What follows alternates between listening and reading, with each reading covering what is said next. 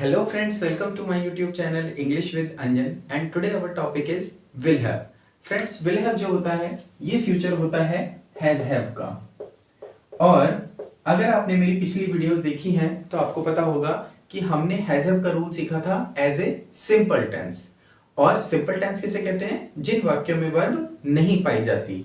तो has have का sense था पास है या रखता है, और जब हम इसके फ्यूचर में जाते हैं तो हमें मिलता है विल हैव, और जिसकी पहचान होती है पास होगा या रखता होगा, ये इसको फ्यूचर में रिप्रेजेंट करेगा। और जैसे कि अभी मैंने आपको बताया, इसकी दूसरी पहचान क्या होती है कि विदाउट वर्ब होते हैं, इन वाक्यों में कोई भी क्रिया नहीं मिलती है, इसीलिए हम इन्हें सिंपल टेंस कहते हैं। और अभी तक हमने 7 सिंपल टेंस सीखे हैं और ये आज हमारा 8th सिंपल टेंस है, और इसके बाद बस एक और सिंपल टेंस बचा है, फिर हमारे सिंपल टेंस कवर हो जाएंगे। तो आइए स्टार्ट करते हैं। तो फ्रेंड्स, जैसे कि मैंने आपको अभी इसकी पहचान बताई, और इसके जो रूल होते हैं बिल्कुल वही चारों रूल हैं, affirmative, negative, interrogative and double-H family. Affirmative का रूल होता है subject plus will plus have plus object. देखिए मैंने इन दोनों के बीच में यहाँ प्लस लगाया है, क्यों? क्योंकि जैसे ही नेगेटिव आएगा तो जो नेगेटिव का नॉट होगा वो हमेशा पहली हेल्पिंग वर्ब के बाद ही आएगा। तो subject plus will plus not plus have plus object. और मैंने आपको अपनी पिछली वीडियोस में भी बताया था कि जब भी हमारे पास दो या दो से ज्यादा हेल्पिंग वर्ब आती हैं तो जो नॉट होता है वो हमेशा पहली हेल्पिंग वर्ब के बाद ही लगाया जाता है। आपको ये नहीं सोचना है कि हमने दो हेल्पिंग वर्ब है इसलिए हमने इसको बीच में लगाया, नहीं, पहली हेल्पिंग वर्ब के बाद ही नॉट लगाया जाता है। फिर इंट्रोगेटिव आता है, इसमें हेल्पिंग वर्ब आगे आ जाती है, सब्जेक्ट पीछे चला जाता है, और फिर डबल-एच फैमिली बन जाती है। अगर आपको इन चीजों के बारे में थोड़ी सी भी कंफ्यूजन है कि अफर्मेटिव और इंट्रोगेटिव, नेगेटिव, इनमें क्या डिफरेंस होता है, तो आप हमारी सबसे पहली वीडियो देख सकते हैं जिसमें मैंने यूज ऑफ इज-एम-आर सिखाया है। उसमें मैंने ये बिल्कुल ठीक से समझा है इनके बीच में डिफरेंस क्या होता है और हम इन्हें कैसे आइडेंटिफाई कर सकते हैं। तो फ्रेंड्स, आइए इसके कुछ एग्जाम्पल्स देखते हैं। जैसे कि सेंटेंस है, कुछ दिनों बाद उनके पास 2 कार होंगी। देखिए, उनके पास 2 कार होंगी। जैसे कि आप अगर आपने हैज हैव का रूल सीखा है तो आपको पता होगा ये जो पास है होता है ये किसी भी पोसेशन को दर्शाता है। तो अगर ये विल हैव जो फ्यूचर है हैज हैव का, तो इसमें भी किसी के पोसेशन को ही दर्शाएगा, किसी पर किसी का कोई अधिकार होगा, पोसेशन होगा। तो देखिए, कुछ दिनों बाद उनके पास 2 कार होंगी। तो आइए इसको बनाते हैं। तो सबसे पहले तो जो मेन सेंटेंस है हम उसको देखते हैं। मेन सेंटेंस क्या है? उनके पास 2 कार होंगी।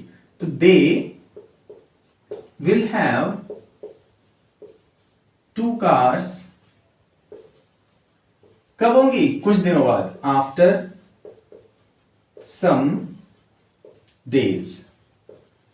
आई होप आपको ये क्लियर होगा एग्जाम्पल। नेक्स्ट एग्जाम्पल इज, क्या सीमा के पास एक अच्छी नौकरी होगी? देखिए फिर से वही आ गया, पास होगा, क्या सीमा के पास। अब देखिए ये क्या से स्टार्ट हो रहा है, तो जो वाक्य क्या से स्टार्ट होते हैं उसे हम क्या कहते हैं? इंट्रोगेटिव।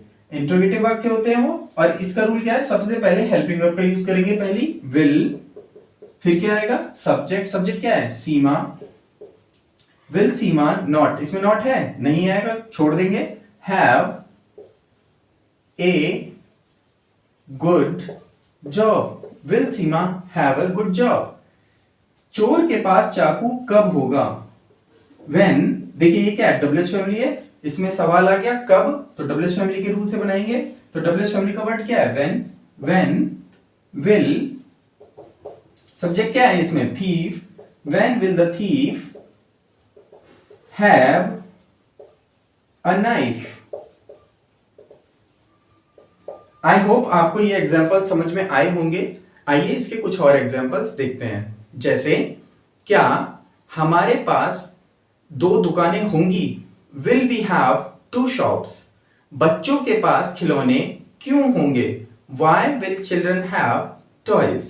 तो फ्रेंड्स, ये बहुत ही इजी रूल होता है, इसके अंदर ज्यादा कुछ भी नहीं है। अगर आपको हैज हैव का रूल क्लियर है तो बस ये इसका फ्यूचर होता है, फ्यूचर में इसका यूज किया जाता है। वैसे तो हम विल हैव का यूज और भी कई सेंटेंसेस में करते हैं, जैसे फ्यूचर परफेक्ट के टेंसेस को बनाने के लिए हम विल हैव का यूज करते हैं, और भी कई रूल होते हैं, बट हम एज ए सिंपल टेंस सीख रहे हैं इसलिए हमने इनको विदाउट वर्ब वाले सेंटेंसेस के लिए ही बनाना सीखा है आज।